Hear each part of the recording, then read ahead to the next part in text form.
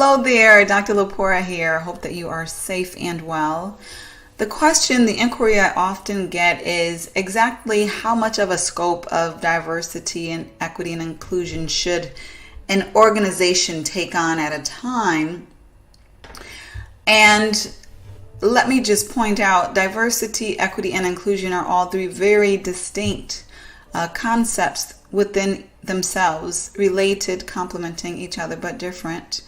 And of course, that could be a masterclass in itself. That being said, the answer is it depends.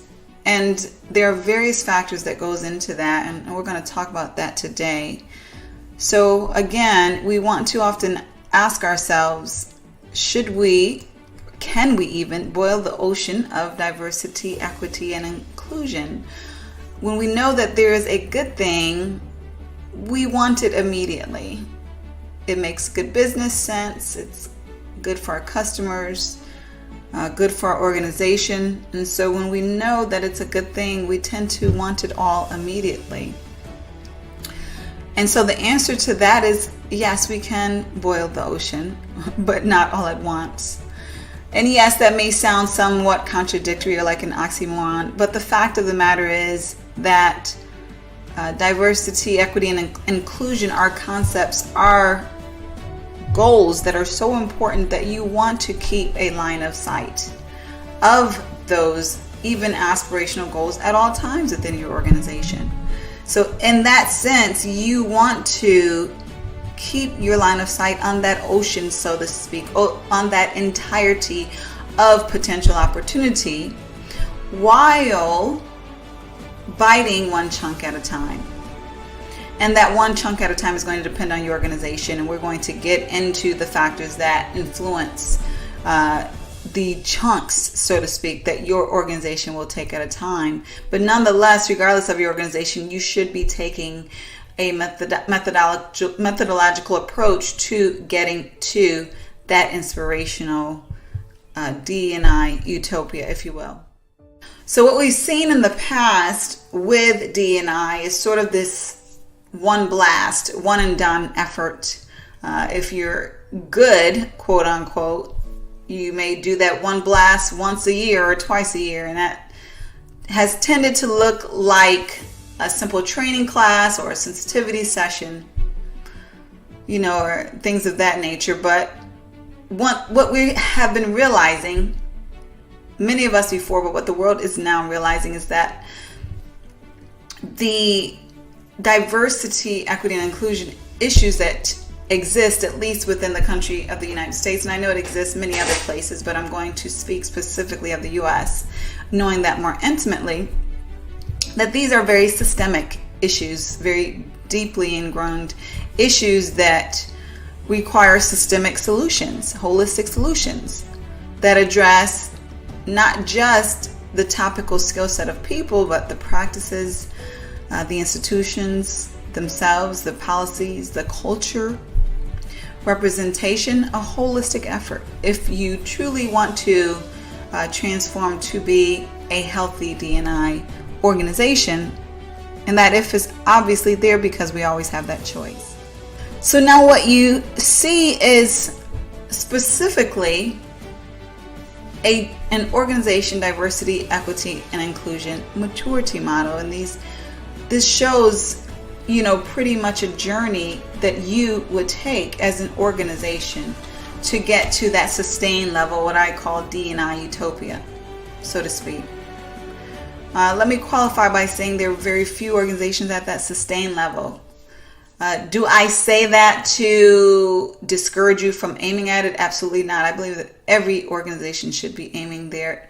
But I say it in a sense of showing how much work every organization truly has to do to make a systemic transformative difference. While not reading this in entirety, you can look at it, obviously yourself at your own leisure.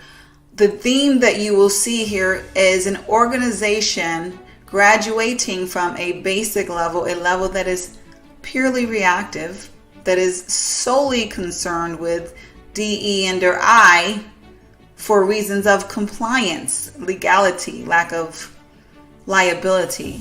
That's your, basement, if you will, rock bottom level of D&I within an organization. And then you can go all the way to the sustained level, the most graduated level. And at that level, quite frankly, it's not about external effort, as you will see more so within these medium areas of awareness, appreciate, and integrate. Once you get to the sustained level, your organization is DE&I. It is ingrained in the culture. It is institutionalized. So it's not about it being this separate entity. If you were to change the D&I within your organization, you would change the culture. If you were to lose D&I, you would lose some of your organization's culture. That's what that sustained level looks like. And in between there, it's really a focus of going from, appreciating the importance of D&I, valuing it, to hiring other people on the outside to help you to do it, to aiming to do it inside, to holding people accountable for it, and then ultimately getting to that sustained point of it being institutionalized in a significant part of who your organization is, what your organization is.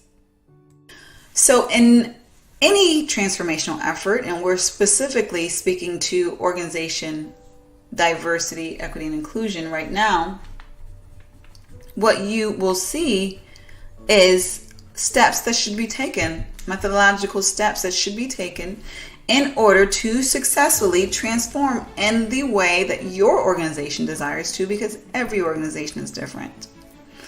So what I would argue is there are some essential steps that you need to take in order to do it right. So first and foremost, there needs to be a burning platform.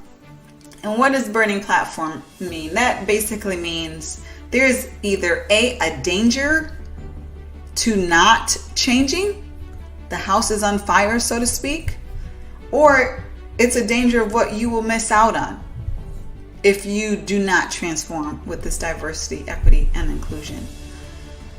Every organization that takes on the endeavor of transforming their diversity, equity, and inclusion emphasis within their organization may have different burning platforms. Some may be similar, some may be different. For some organizations, it may be an issue of liabilities. They're tired of, facing legal liabilities connected to discrimination, things of that nature. Other organizations, it may be a lack of ability to recruit good candidates. So that may be their reason. Another organization's burning platform may be more positive. It may be because they strive to be an organization that provides the best for their customers. An organization that provides a diverse, collaborative, innovative, integral part within the organization, and that may be their burning platform. The reasons, also known as the burning platform, the strong reasons, if you will vary. Another essential component is for your organization to have a vision that is strong, closely tied to what you want to seek. And this includes the goals, of course, the goals that are tied to your vision, which is also equally important. So what does that look like? From a vision perspective, it's about the appropriate communication, from the perspective of, is it simple and is it well focused so that someone can easily understand what you are attempting to attain? In accord with that, is it communicable? Meaning that you can communicate it in a way where people understand. Is it imaginable? This begs the question, obviously this is subjective, but for your organization, can people imagine this vision actually happening? Or is your culture so far from that vision that they can't even imagine your organization getting there? Very importantly, is it desirable? Is the vision desirable? Meaning, do you have enough of the right stakeholders? And you would know what the right stakeholders are, people who have influence within the organization, who are needed by the organization.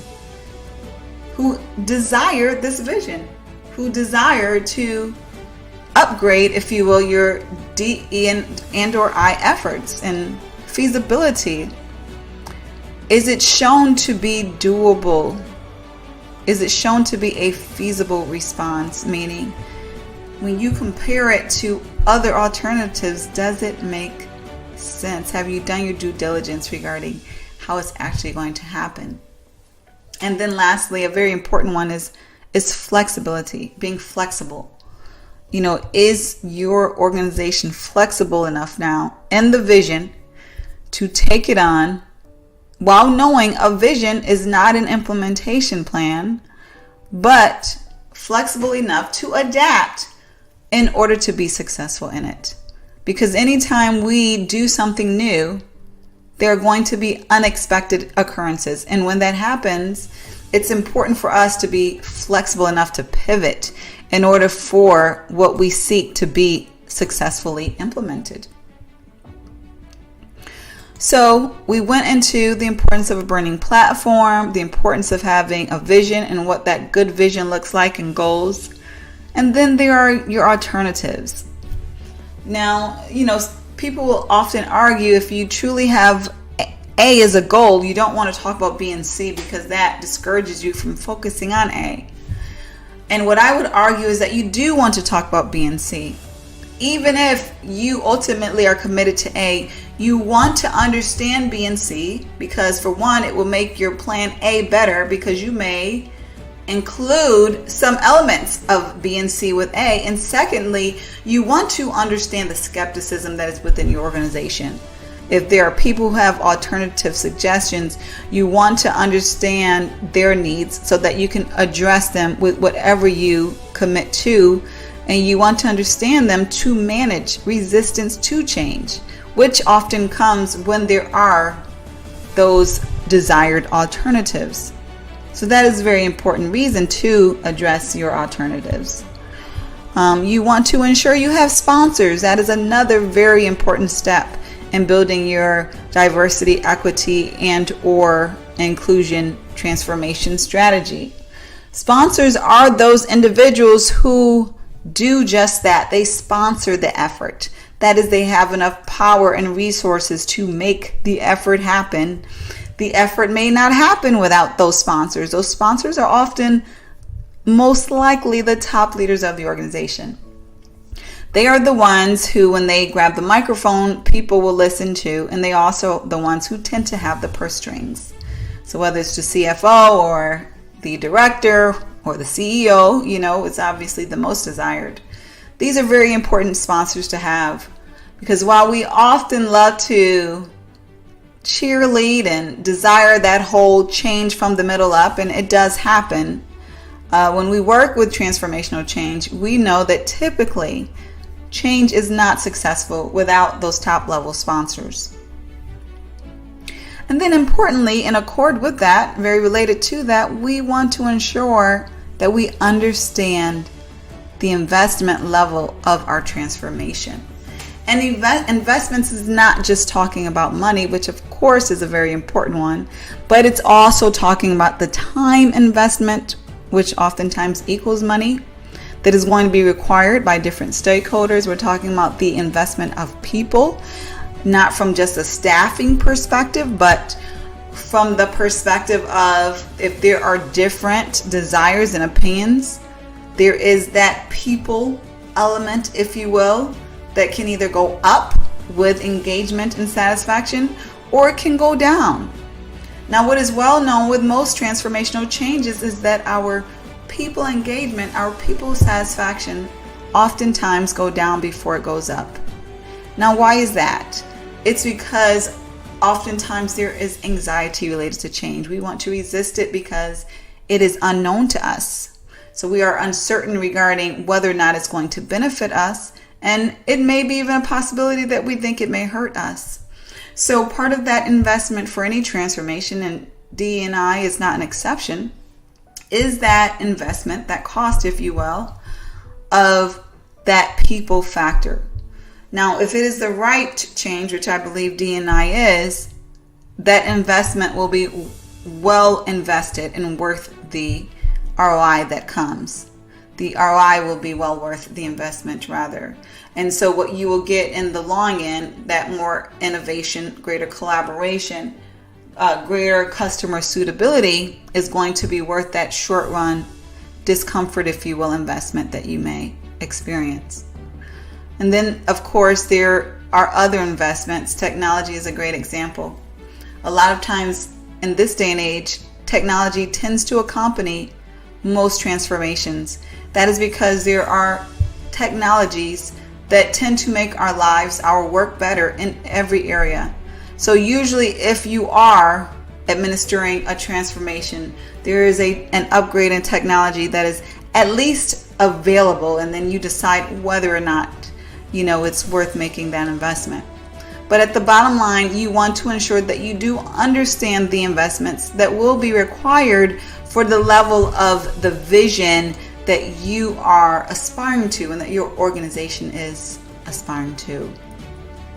Very similar to the sponsors, you want to ensure that you are choosing the appropriate team strategically to work toward this transformational effort for diversity, equity, and or inclusion.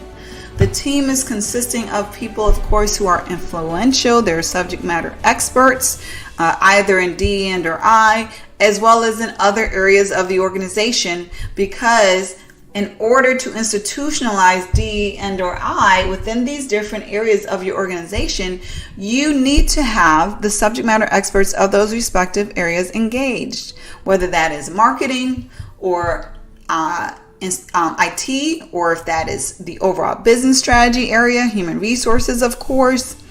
All these areas need to be integrated within D and I, and so they need to be very well involved. And now a very important and big piece of the strategy is the cultural approach. And of course, that is covering quite a few things. So when you look at the cultural approach, specifically, we're talking about various elements, various decisions that need to be made. And so one of those decisions, as you can see here, is specifically about how you're going to roll out the transformation. And that is tied to who your organization is, which is tied to the culture, of course. So one is your organization highly centralized, where everything is decided upon and rolled out at the center, or is it highly decentralized? Whereas all of these different areas, perhaps you have different offices around the world, different continents. And if it's a highly decentralized organization, that means there's a lot of power in these different locations, if you will.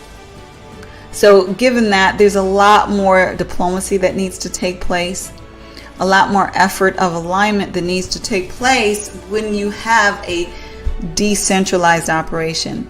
Now, of course, there are significant benefits in a decentralized organization, but you do want to keep in mind that extra effort that is going to be tied to rolling out a transformation, because it will be not just one transformation, but it will be several transformations at all of these different hubs, if you will, that you have within your organization. Part of that cultural approach deals with whether your organization is hierarchical or consensus based. Is it an organization that has to decide together about everything, or does the leader just drive it down and then it's one and done? So that's going to be a very important component to consider. Is your organization one that is mature with change, whereas you can basically roll out the vision completely up front, or is it so immature with change and risk averse that you have to take more of a snowball effort, introducing little by little?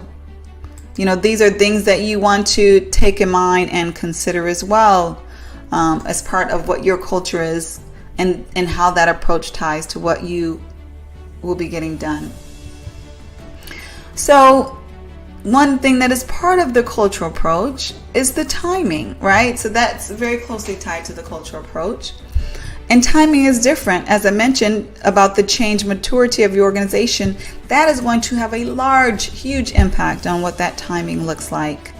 Whether it's an incremental or radical change, as I mentioned, or is it something even that you're ready to do now immediately, or are there certain prerequisites your organizations have to do culturally in order to implement later? Is this going to be a slow implementation because your organization needs to build the capacity up, or the skills, or the resources, or it's just not used to fast change culturally? Or is it going to be a fast change, one where your organization is ready to pivot? They are nimble and they have great capacity and resources and a high level of change maturity. Is it going to be a transformation that is flexible, whereas you're learning as you go and you admit, that you're not necessarily 100% sure how this vision is going to be implemented? Or is it one that is more inflexible, whereas leadership is staunch on specific things happening and definitely not open to veering from that? And lastly, as far as timing, what is your organization's tolerance for individual transitioning? This is very important because you have organizations that are like night and day from each other. And even within organizations, while you have shared cultures, you still have a great diversity of individuals within an organization. And they transition differently. They progress differently. They learn differently. They adjust differently. And so your organization has to decide what is going to be your tolerance for individual transitioning. If there's an individual who is stuck in his or her own ways, what is your tolerance or patience level for those types of individuals? These are elements that need to be decided. And then lastly, you want to make sure that whatever assumptions that do exist up front are shared in a transparent way. And this will help to prevent confusion, reduce the level of confusion. It will help also to be prepared for what obstacles or challenges may happen through the transformation toward more diversity, equity, and inclusion. Certain examples of assumptions include: will your business model change? Will your systems, technology change? Will the processes change?